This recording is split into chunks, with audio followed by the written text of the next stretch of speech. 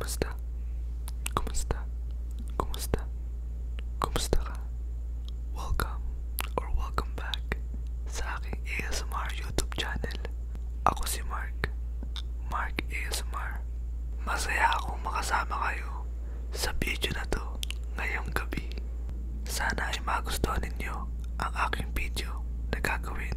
At kung handa na kayong manood at makinig, magsimula na tayo. Maligno, maligno, maligno.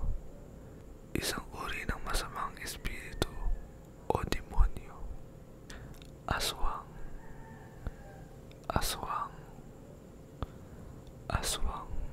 Isang nilalang na may kakayahang magbago ng anyo at kadalasang nauugnay sa mga gawaing madilim tulad ng pagnanakaw ng buhay ng tao o kaya hayop.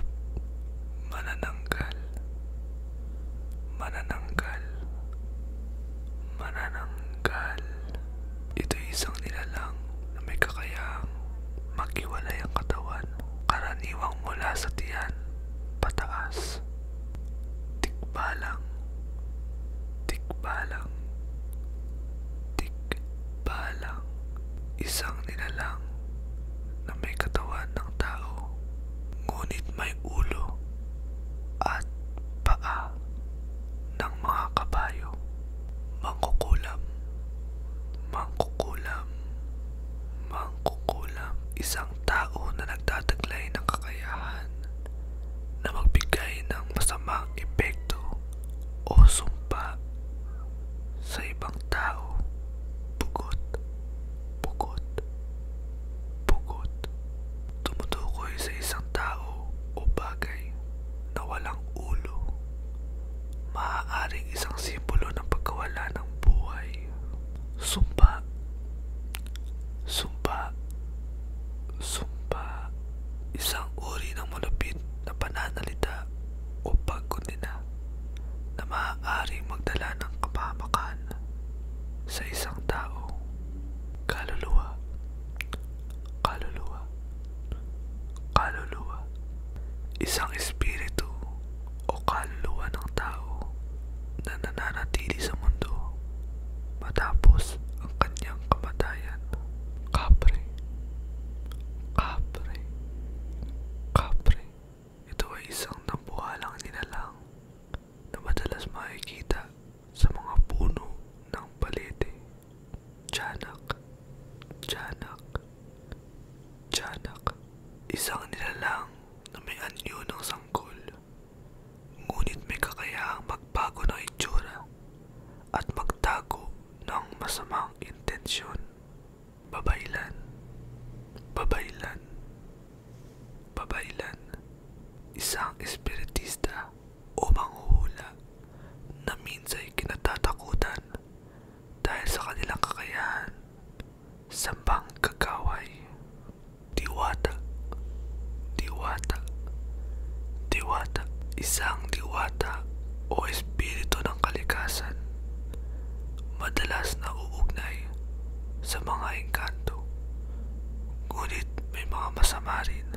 Engkanto, engkanto, engkanto, engkanto. Mga nilalang mula sa ibang mundo na may supernatural na kapangyarihan. White lady, white lady, white lady. Isang multo ng babae na karaniwang nakikita sa madidilim na kalsada. Shokoy, shokoy, shokoy. Isang nilalang mula sa dagat, may katawan ng tao at may mga paa ng isda. Duwende, duwende, duwende. Ito'y isang maliit na nilalang na karaniwang nakatira sa lupa, punso o likod bahay. Merong mga mababait at meron ding masasama. Nuno sa punso, nuno sa punso,